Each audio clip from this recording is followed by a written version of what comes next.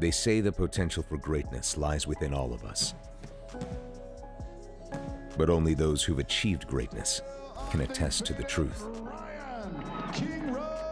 That it is earned through discipline. Every day, no excuses. In the world of boxing, he would have to earn every step, every shot. Lopez, Duna, Fonseca, Fortuna, Campbell, Tank. Their paths have been destined to cross since they started walking them. And finally, it's time. Of beginning. Because as you're taking the journey to beginning, the distractions will come. And they'll come at you like a fire of arrows, looking to penetrate your armor. Because the one who reaches the destination is the one that continues to go after trial and after trial. Today's our cardio day, baby. So stuff that we're doing today is not traditional, right? We're gonna be moving fast. We got 10 rounds, we got 30 seconds, simulating a 3-minute round with a minute break in between. Y'all better stop playing and get ready. All right, so here we go. Our first workout on this 10 rounds. What we're gonna do is we're gonna get down low, we're gonna explode, right, which is gonna work that serratus muscle. So when Ryan takes his shot, everything is coming through here, and it's also known as the big boxer muscle. There it is. That's what we do. Damn, only halfway, you already did 100 of them. There you go, come on. Let's go, nephew, get it. Woo! Look at that serratus. I'm just thinking every scenario. My body, my positioning should have an answer. If you're not paying attention to everything, you're paying attention to nothing. They can't beat me. I'm too good, I'm too aware, I'm too ferocious, I'm everything. Nothing you could do can stop me. I'm aware, I'm conscious, I am a perfectionist at its finest. We're here to win, we got a long way. You're gonna get a lot more. This is just the beginning of the camp. Right now, I'm just chilling, getting in shape, beating up, whoever I gotta beat up, and that's it. Of course, the Southern California native grew up emulating his big screen heroes. The twist? A rare instance when the emulation is returned. Get your popcorn ready either way. Oh yeah, snacks of a champion. This, that. That's how I get ready for Gervonta Davis, baby. Yeah, let's get it. I eat candy, drink Coca-Cola. Gervonta can't eat this and still win. This will probably be one of the biggest fights in the last 10 or 15 years. They're both really young. I don't think that you could put together another fight like this if you tried. There just isn't two other people like them. 5 weeks, 35 days, 840 hours, 50,400 seconds. Every passing second is another opportunity to get that much closer to greatness.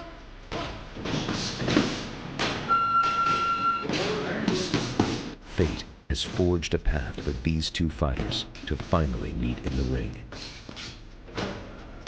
The countdown has begun.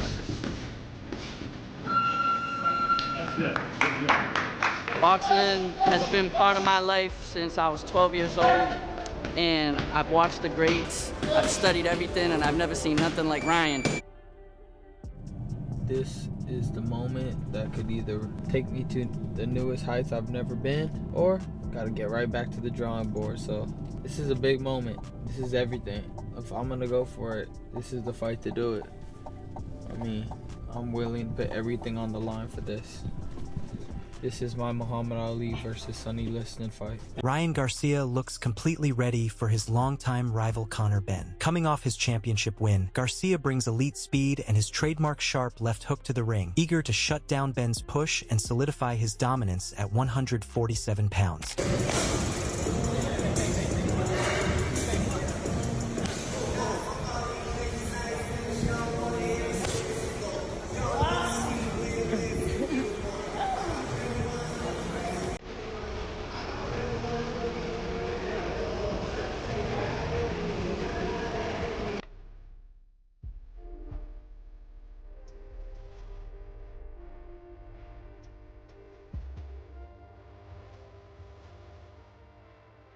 All right, man, we need to buy. I got my trainer here. You know, hey, he's taking it for there for a second. I got you. Sure. Ready? Slow. That's nice. A little faster this time.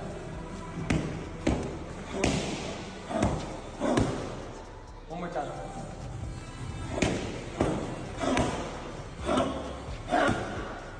Me all day. On the other hand, Conor Benn is also fully locked in for September 12th, determined to dethrone Ryan Garcia and take his WBC welterweight title.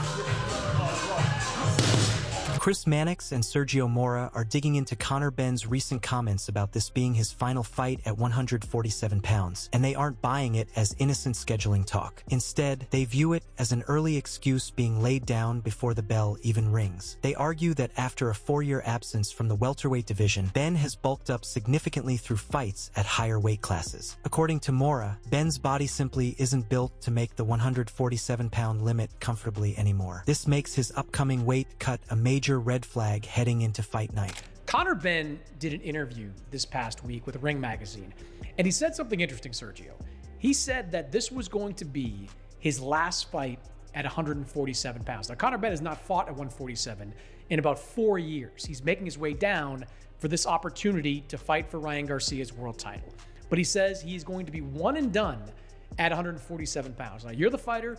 You've made weight before. When you hear a fighter say this, say that he is a month before his fight, the biggest fight of his career, in a weight class where there are some real names. 147's got Teofimo Lopez, it's got Devin Haney, it's got Rolly Romero, it's got some good names there. When you hear Conor Benn say this is his last fight at 147, what do you think? That he's already preparing to make excuses to not look good in a weight division that he clearly outgrew. When you haven't fought in a division in 4 years, that tells you your body is not responding anymore. When you go up to weight divisions, that skepticism only deepens Sergio Mora's confidence in Ryan Garcia heading into fight night. Mora points out that Garcia made the 147-pound limit comfortably in his last outing, showing zero signs of struggling with the cut. He contrasts that with Conor Benn, who is still a month out and already speaking publicly about how difficult the weight drop has become. For Mora and Mannix, a fighter complaining about weight cut issues this early is a serious warning sign. It signals potential trouble ahead, giving Garcia a distinct edge before the two even step into the ring. And fight back-to-back fights with a natural super middleweight at middleweight in Chris Eubank Jr., then your body doesn't respond, fluctuating, going back and forth, especially to 147. Conor Benn is a 154-pounder now. I mean, I sized him up. He will fit in nicely. He'll be a small 154-pounder. He was a really muscular, strong 147-pounder, tiny 160-pounder. So I just think he's making excuses for it, and I don't think we're gonna see we're not gonna see nothing special with Conor Benn at 147. I think Garcia flattens him, and he's gonna blame it on the weight. I had favored Ryan Garcia coming into this fight from the moment it was announced, but when I read the comments from Conor Benn, that made me believe exponentially more that Ryan Garcia was going to win. Because if you're a month out and you're already talking about the challenge of getting to this weight, a weight that he's not fought at since 2022. In his last fight, getting down to 150, he didn't look like the same guy. Didn't look like the destroyer. Didn't look like the guy that put a beating on Chris Eubank Jr. at 160 pounds. When you're now a month out talking about the struggle it is to get down to 147, and you're going to be going up against a guy that's not going to have any problem making 147. The conversation also shifts to Conor Benn's past PD suspension, which Chris Mannix ties directly to his current weight troubles. Mannix suggests that making the 147-pound limit has likely always been a massive struggle for Benn rather than a sudden issue. Without those banned substances to rely on, cutting down to welterweight is getting significantly harder to pull off. Like, Ryan Garcia is a big, tall guy, but he made 147 against Mario Barrios pretty easily, and I have no reason to believe that he can't do it again. You're going to be going into the ring with a younger, faster, stronger, more skilled, for being honest, guy in Ryan Garcia anyway, and he's going to be making the weight in a much better way than you are. That tells me this could be a really rough night for Conor Benn. I think Ryan, look, if Conor is weight trained coming into this fight, and look, Ryan's been kind of hinting at this for the last couple of weeks. Every time Conor posts a picture of him in great shape on Instagram, and he is in great shape, like, he looks great, but Ryan can see things that fighters see, right? Like, you can see, like, hey, you're not close to your fighting weight. That muscle is great, but some of that's going to have to come off before September 12th. Like, Ryan's already making notes of this and commenting on Conor's page about how much weight he's going to have to lose. Like, if you're already at the point where you're not feeling good about making 147 less than a month before the fight, that is a huge red flag to me. And that tells me, that reinforces my belief that this fight ends with Ryan Garcia by knockout. Sergio Mora and Chris Mannix reach a clear consensus. They fully expect Ryan Garcia to get the better of Conor Benn. They are even predicting a stoppage, pointing to Garcia's superior skill, physical size, and overall ease of making weight as the decisive factors. Between Benn's severe weight cut and Garcia's sharper skill set, all signs point to what could be a very rough night for the British contender. Yeah, so do I. And look, we know that Conor Benn failed the PED test, right? Now you understand why there's so many different types of performance-enhancing drugs. Some of them are for weight loss. Now you know why that is illegal. Diuretics, things like that. Yeah, now you know why that is illegal, because making weight is part of the fight. That's part of the struggle. That's part of your performance. Everything is off that. It's a calculated science, really losing that weight. But if you're going to cheat to lose weight, you and a lot of people that haven't fought may think, well, he's just gonna, he's cutting weight. That's part of the fight. So now you know why fighters are suspended when it comes to PEDs with weight. Conor Benn hasn't looked good in years. He hasn't knocked out anybody. Well, I looked good against Eubank. He didn't knock him out. Well, no, but he beat him. He wasn't knocking out guys like he was fighting, like he knocked out Chris Algieri. Right. I agree with that. I'm saying he did look pretty good in that second fight with Eubank. So look, before we used to talk about maybe it's because he's lacking something that he was putting in the system. Now you can actually say that it was that, and it's actually fluctuating weight. You can't be jumping around from weight to weight, going north and then coming back south, expecting to hold down and retain that muscle mass and that power and that strength and that confidence. I think we're seeing a little bit of all that with Conor Benn, and the writings on the wall. I think Ryan Garcia is really gonna do a number on him. Henry Garcia, Ryan's trainer and father, completely dismisses Conor Benn's chances, claiming Benn has plenty of talk and heart but lacks the real bite needed at this level. He criticizes Benn for wasting energy on silly distractions like Ryan speaking Spanish instead of focusing on his own weight cut and game plan. Henry calls those misplaced priorities foolish, warning that relying on hype over actual skill will get Benn exposed real fast inside the ring. Well, that guy is, he's got some bark in him, but that's not going to cut it. He's got to have a strong bite, and we don't think he has, so he's all bark, and that's what he's got. He's got bark and heart. So if he's concerned about language, that's where his first mistake is. That's why he's going to lose. He's more concerned about Ryan's Spanish than his boxing skills. Like Ryan says, he's a dumbass. That's Ryan's words, okay? And that's one of the reasons why we're like, dude, what are you talking about? You're more worried about, the Mexican language? Come on, bro. That's so stupid. Worry about what you're going to be, if you're going to be prepared, if you're going to make weight, if you're going to, have the skills, I think he should gear more towards that because he's going to need it. Henry Garcia continues to double down on his doubts about Conor Benn, insisting that passion and a famous last name aren't enough at the elite level. While he respects that Benn picked up the gloves at 17 to follow in his father's footsteps, Henry maintains that heritage can't replace high-level boxing skills. He points out that elite craftspeople like Devin Haney and Luke Campbell couldn't solve Ryan Garcia when he was locked in, claiming it would literally take an army to stop Ryan at his peak. Ultimately, Henry sees nothing special in Benn's toolkit and scoffs at the idea that brute strength alone will be enough to score an upset. I told you earlier, he's all bark, man. You know, he's gonna spark. He's gonna do whatever. He's gonna try to convince us that he's got it. Bro, he started when he was 17 years old. Okay, he did it because of his dad. You know, more power to his dad. I like that. But you got to have more than that, bro. You got to have some special skills. And then when Ryan, despite how many years you've been in boxing, when Ryan is 100%, you fucking need an army to beat him. And I'm serious, bro. I've seen this too many times. You're going to have like something very special. And if Devin Haney was a way better boxer than Conor Benn, and Luke Campbell, who's a way better boxer than Conor Benn, bro, you gotta be crazy if you think you're gonna just overpower Ryan and beat him. I don't see it. I don't see anything special.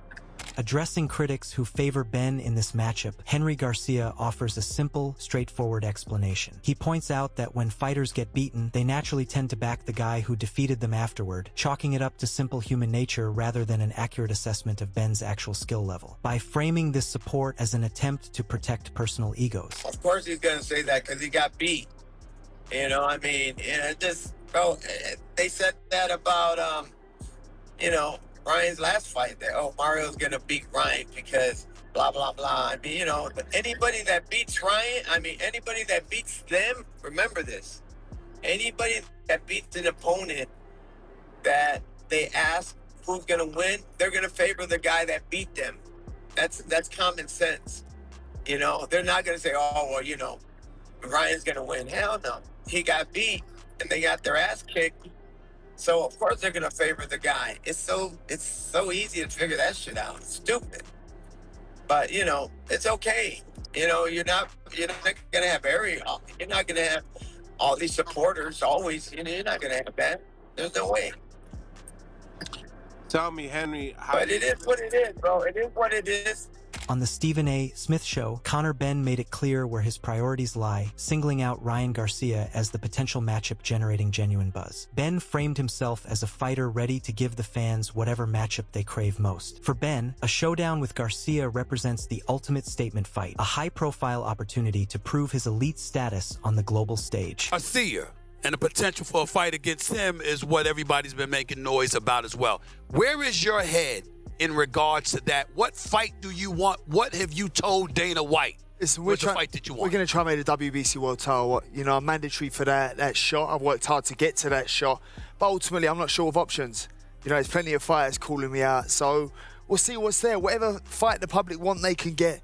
I'm here because I want to make the biggest fights possible. Mm-hmm. I want to make the most memorable nights in boxing. The ones where people go, God, what a fight. Mm-hmm. What a night. Something to remember, history made, legacy made. That's why I'm here. So whoever wants it can get it. That's who you are. I have no doubt about it. But I asked a very direct question. This is first thing. He don't know me that well yet. Who do you want? Who's the guy? Garcia. That's all I want to hear. That's all I want to hear, Dana. That's what I was asking about. Dana White fully backs that mindset, using the conversation to highlight how boxing's obsession with undefeated records has damaged the sport. He argues that a fighter like Conor Benn, someone willing to step up, take real risks, and deliver thrilling fights, represents the exact mentality Zuffa Boxing wants to champion. For White, shifting the focus away from padded records and toward true competition is essential as they work to rebuild a vibrant, competitive middle class in professional boxing.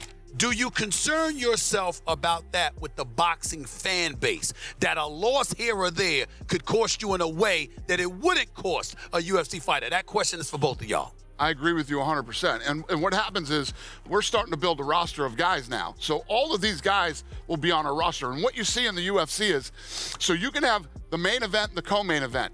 Well, sometimes the fans are more excited about The fights that there hasn't been a middle class in boxing in a long time. Right. And that's what we're going to bring. We will build a middle class. We will put, and when the best fight the best, not every fight's going to be the greatest fight you've ever seen, but people want to see good fights. That's what they want to see.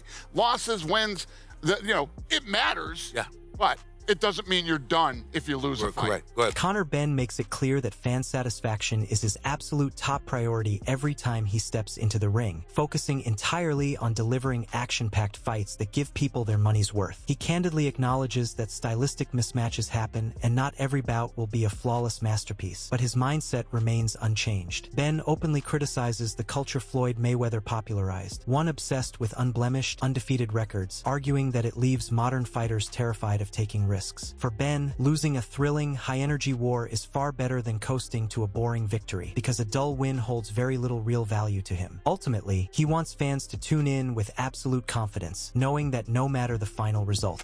Yeah, listen, I want to give people value for money. I want to give people the fights that they want. You ain't always going to have an unbelievable night in the office. Sometimes the styles don't suit, they don't match up. But ultimately, I feel like it changed with Mayweather when he come along and it was the undefeated record and everyone was scared of losing. Ultimately, I'd rather lose an exciting fight than win a boring fight, because then it's like, did you even win? Yeah. So for me, I just want to give people value for money. I want people to want to tune into a Conor Benn fight, win, lose or draw. I fight with my heart on my sleeve and they're getting everything I've got. I pour my soul into my fights and I give them every shot I have. Ryan Garcia confirms he is completely embracing a showdown with Conor Benn, revealing that Benn has been calling him out for over a year, even confronting him face-to-face at an award show in London. Now that Benn has earned the #1 contender ranking and Garcia holds the championship title, Garcia sees zero reason to delay the matchup any longer. What makes you so eager for this fight to happen? Well, I mean, he's been talking for some time. It hasn't even just been recently. It's been maybe a year, 2 years. He actually pulled up on me in London and, tried to fight me, start some trouble at a reward show. So ever since then, he's been on my radar. But since he's #1 and I'm world champion, I said, let's do it. There's no more waiting. Let's just get it on. Garcia also opens up about his broader ambitions, admitting he still wants to be recognized as the face of boxing and lead this new generation of fighters. He is honest that popularity alone is no longer enough. Now that he holds the championship title, he feels the pressure to prove it through consistent, high-level performances and a relentless fight schedule. Your headspace is at from the standpoint, once upon a time, you were thinking about being the face of boxing. Do you still think about that right now, or is it just one of those situations where having only 3 fights in the last 3 years, you're just simply taking one fight at a time? Well, as I'm a world champion now, and now that I feel like I have the belt, and I've always had the following, I've always had all the opportunities you can have as a superstar. Now that I have this piece that I kind of was missing, of course, I would love to keep fighting and kind of carry boxing. I actually lead this generation of young fighters of popularity and now of being a world champion. So I have all the opportunities to become the face of boxing, but now I just have to prove it with my dedication and all my fights that are going to be lined up. I have to do it now. Looking ahead at his career options, Garcia expressed a willingness to move fluidly between 140 and 147 pounds, depending on where the best opportunities lie. Beyond his immediate title defense against Conor Benn, he voiced genuine interest in set-up super fights down the line, specifically targeting a potential matchup with Shakur Stevenson. For Garcia, keeping his options open across 2 weight divisions ensures he can secure the biggest marquee fights while maintaining his hold on the welterweight crown. From 140 to 147, you're willing to fluctuate and move back and forth as opposed to just moving up in weight or whatever. What's your intent? Well, my intent, look at my strength and conditioning coach, he said that he believes that I can make 140 comfortably. I trust, the people, my team around me. If their opportunity presents itself, I would love to fight Shakur Stevenson, or we could bring Gervonta back, from wherever he's at, resurrect him for, you know what I mean? Like, let's go. I want that. Right. If the opportunity presents itself, I just want boxing to be at the top. I want to make these fights happen, and I know I could beat these guys. Conor Benn is ready to prove all the doubters wrong, while Ryan Garcia remains fully locked in to defend his title and cement his boxing legacy. All the talk and debate will finally come to an end when the first bell rings on September 12th. If you enjoyed this breakdown, make sure to like the video and subscribe to the channel so you can stay updated on every single move these fighters make next.